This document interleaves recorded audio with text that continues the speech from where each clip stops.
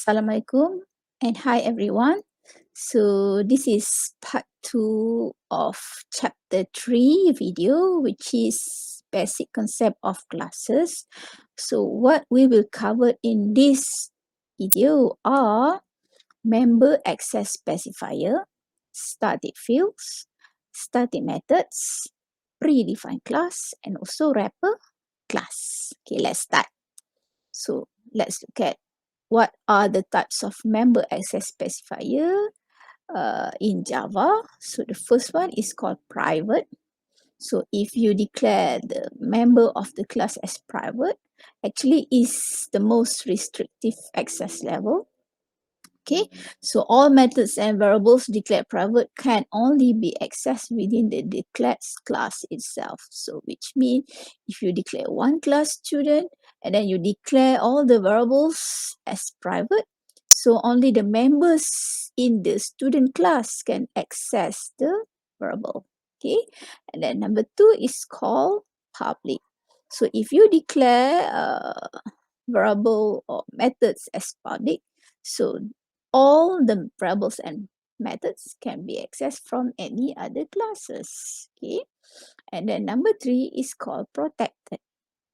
Okay, any methods or variables that declared as protected in a superclass can be accessed only by the subclasses. Protected access level is only for variables and methods. So usually we implement protected in inheritance concept. Okay, and then the number 4 is called as default. So any variables or methods that declared as default, okay, will be used no keyword, okay, and then without any access level is available to any other class in the same package only. Actually, it's quite similar to public, but public is more large or wide, the access level. However, if you use default, but it's only can be accessed in the same package. For example, if you create one package named shape, okay, and then in that package contain two classes, round and square. So the two classes round and square can only access all the variables and methods that you have declared as default, right? Okay, so next, what is meant by static variable? Okay, so actually it is a variable which belongs to the class and not to the object. Which means when you declare a class such as student and then you declare the variable as static, that variable is belong to the class, okay, not to the object of the student. Okay, and then static variables are initialized only once. No need to declare or initialize more than one at the start of the execution. Okay, so these variables will be initialized first before the initialization of any instance variable. Okay, so a single copy to be shared by all instances of the class. So usually we use static variable when we want to have a fixed value for a certain data members. Okay, so a static variable can be accessed directly by the class name and doesn't need any object to call the variable. So what is the syntax to access this static variable? So you can look at the last point. So you use class name such as student and then you start and then call the variable name such as name or age or whatsoever, right? Okay, so next, static method. So it is a method which belong to the class also, same like variables, and not to the object. Okay, a static method can access only a static data. Okay, it cannot access non-static data or instance variable, which means if you declare the method as static, the data that can be accessed by static method is also from the same types of it, which is static variable. Okay, and then A static method can be accessed directly by the class name and doesn't need any object, similar to variable. So if you want to access the method of static, so you can access it by using class name. Okay, so what is the syntax of static method? So declare class name here, then dot followed by the method name that you have declared as static. A static method cannot refer to these or super keywords in any way. Okay, and then if you notice, our main method is declared as static. So since it must be accessible for an application to run before any instantiation takes place, which means when we run our program, okay, so the compiler will find the main method first because it declared as static. Okay, so let's look at how to declare a main method. Okay, so this is the syntax or the way on how to declare a main method as static. So you put the static modifier here. Okay, and put the public modifier here, followed by static, and then the return type is void, and followed by the name of the method, including the parameters or argument that we need to receive. Okay, so as you can see there, the method signature, so this is the signature of the method, contains an array of string. Okay, this is an array of string references, which is what is passed is as an argument. So all the arguments will be passed through string array. Okay, and then the public keyword here indicates that the method can be handled by any object. Okay, and what is meant by void here? The keyword void indicates that the method doesn't return any value. Okay, okay, next. Okay, what is meant by static in the main method? The keyword static indicates that the method is a class method which can be called without the requirement of creating an object. So no need to create an object to call the main method. Okay, the compiler simply can call the main method directly when you run the program. So what is meant by ARGS? Okay, the formal parameter ARGS is an array of type string, okay, which contain arguments entered at the command line. Okay, so whether the ARGS parameter must be specified whether or not the user is required either to enter a command line argument or the code in the program actually makes use of the argument. So it must be specified. Okay. All right. So let's look at the example on how to implement static variable.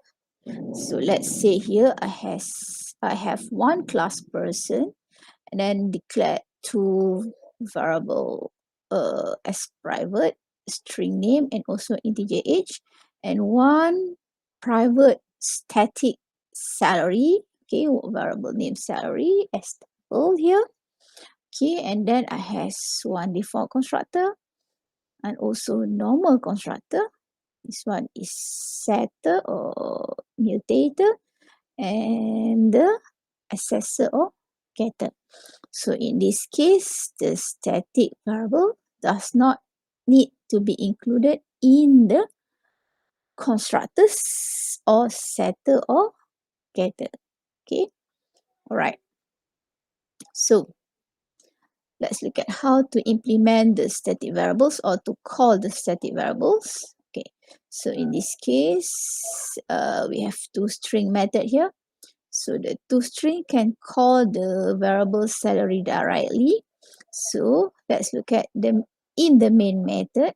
Okay, creation of the object P here. Okay, as you can see, when you want to call setter, set person, you need the P of object to call the setter. However, if you want to call the static variable, does not need to use P to call the salary. So in this line, actually it's called the salary variables to update to a new variables. Okay, so that one is the implementation of static variable. All right. Okay, so we move to the next subtopic, which is predefined classes. So what is meant by predefined classes? Actually, it is a package, okay, which bundling classes together. So in one package, there are many classes be included inside the predefined class. Okay, so a package is a collection of related classes and interfaces. Okay, a package does not mean only predefined classes, but a package may contain user-defined classes also. So it may contain both either predefined classes or user-defined classes. Okay, so a package is equivalent to a header file of C length, and packages can be compressed into jar files for fast traversal in a network or to download from the internet. So when you create your own or when you have a predefined classes, actually it can be compressed into jar files. So I also provide to you some of the package, okay, that are available in Java, such as java.lang, java.util, java.awt, and many more, java.io. Okay, all right, so let's look at the next one, which is wrapper classes. So the wrapper classes in Java servers has two primary purposes. Okay, this first one is actually to provide a mechanism to wrap primitive value, okay, in an object so that primitive can do activities reserved for the objects, like being added to array list, hash set, or hash map, or etc.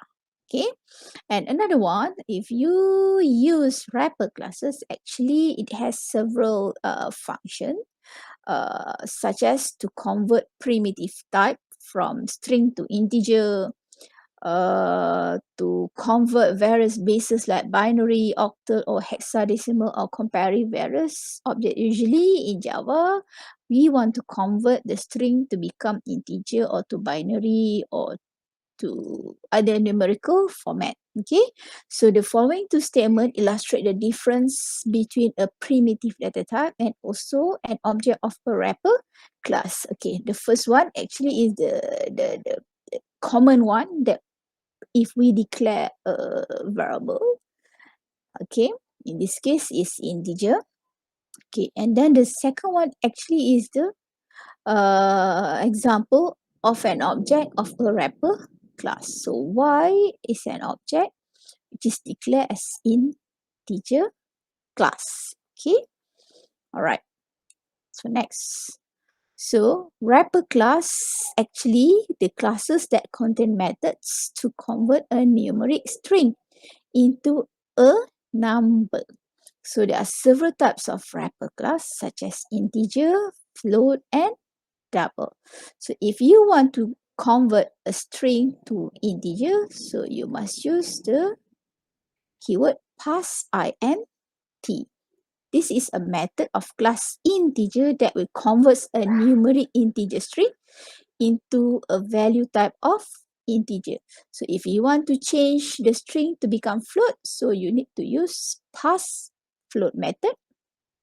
Or if you want to change or convert a string to double, so you need to use method parse double. Okay, so let's look at the example. Let's say you ask the input from the user. Okay, here we ask the user to enter name and also age by using J option pane show input dialog.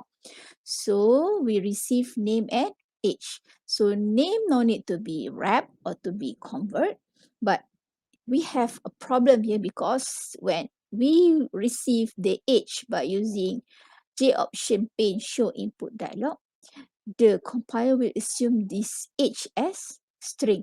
So if we want to manipulate this value, so we need to change the age to become an integer.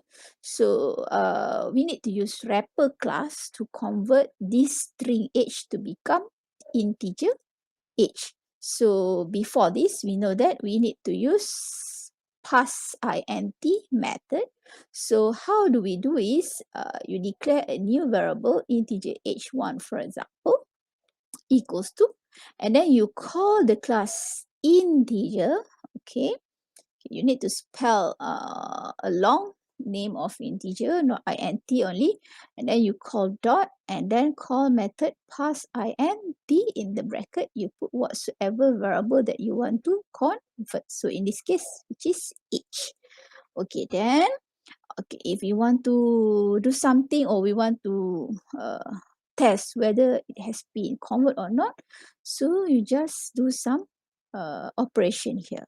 Okay, right. Okay, next, object creation and application. So to use an object in a program, you must declare and create the object. So how to declare the object? You need to use the keyword new operator. Okay, so new operator will allocate storage for the object that had been created. Okay, when new operator is created, a specific constructor will be called and the instant variables are being initialized. So let's look at the example on how to create an object. So let's say we have one class named demo circle. Okay, and then the first line here, okay, we create the object for class circle.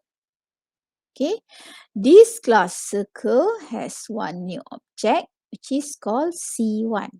And then we need to use the keyword new in order for the compiler to create an object of C1 and provide storage for C1. Okay, in this case, it will call the default constructor. Okay, second one, we create another object for circle class, which is C2. But in this case, we give or initiate or instantiate a new value to the circles object C2. And then it will call the normal constructor. Okay, line number 3 here, we create another object for circle, which is C3. And then for the argument, it has C2 here. Why C2? C2 hold a value of rate and 8.71. So in this case, an object is created and a copy constructor is called. Okay. All right. So how we want to call a method by using object.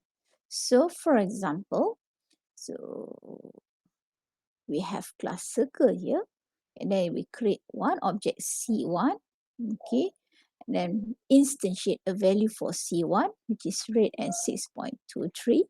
So if you want to set a new value to the C1, so you can use or you can call the setter of the class circle, and then just use the dot here. Okay, use the object name C1 followed by dot, and then call whatsoever method that you want to call. Okay, in this case, it calls setter and set a new value to the circle. So then this line also, okay, show you how to print the output or to display the message. Okay, so you need to use object C1 here, followed by dot, and then call whatsoever method name that you want to call. So in this case, to string. Okay, and last one, C1 dot get color. Okay, this line shows you C1 is calling method get color, right? Okay, so finish on object calling method. So I want to show you another information on class. Okay, so when you already know how to create a variable, how to create a method, know how to declare or use the access modifier for each variable and method, so you can draw or create a class diagram for the class that you have set. So in this example, we create one class named student. Okay, so you need to draw a rectangle kind which has 3 division here or section. So you must start with the class name, which is student, and the second section or division you need to put or to write the name of the class members, which is variable. In this case, student has 2 variables which are name and age, type string and integer. Okay, what does the minus mean? It is mean that these 2 variables are declared as private, okay, by using private access modifier, and the student also has default constructor, okay, normal constructor, copy constructor, and setter or mutator, and to getter or accessor, and last one to string method. All these methods are declared as public.